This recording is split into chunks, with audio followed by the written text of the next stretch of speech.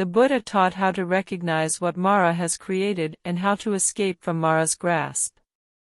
The Heart Sutra states that form is emptiness, and emptiness is form. Form is not separate from emptiness, and emptiness is not separate from form. This teaching has been articulated in various ways in many of the Nikayas and Agamas.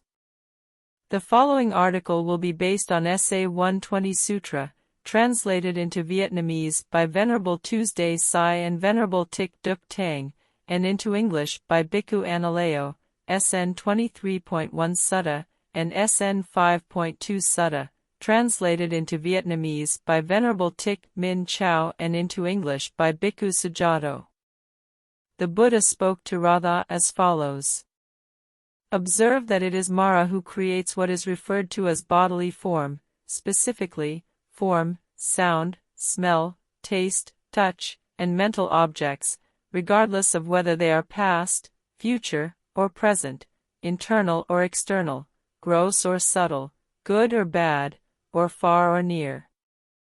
Similarly, observe that it is Māra who creates what is referred to as feeling, perception, mental formations, and consciousness, regardless of whether these experiences are past, future, or present, internal or external, gross or subtle, good or bad, or far or near.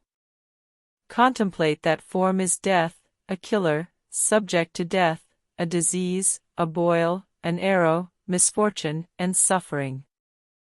Whoever perceives this truth sees clearly. Similarly, contemplate feeling, perception, mental formations, and consciousness.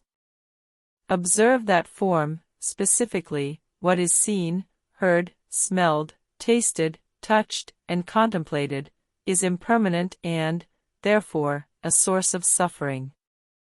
Similarly, apply this observation to feelings, perceptions, mental formations, and consciousness.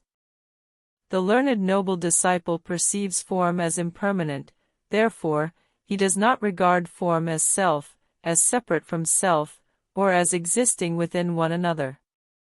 Similarly, apply this observation to feelings, perceptions, mental formations, and consciousness. You fall into the trap of Māra when you identify yourself as a man, a woman, or anything else. Because the learned noble disciple recognizes that this body and mind possess no inherent self or ownership, he does not cling to worldly phenomena. Since there is nothing to cling to, there is nothing to which he can become attached. As a result, he realizes nirvana, that birth has ceased, the holy life has been established, what needed to be accomplished has been achieved, and he understands that there will be no further rebirth in the future.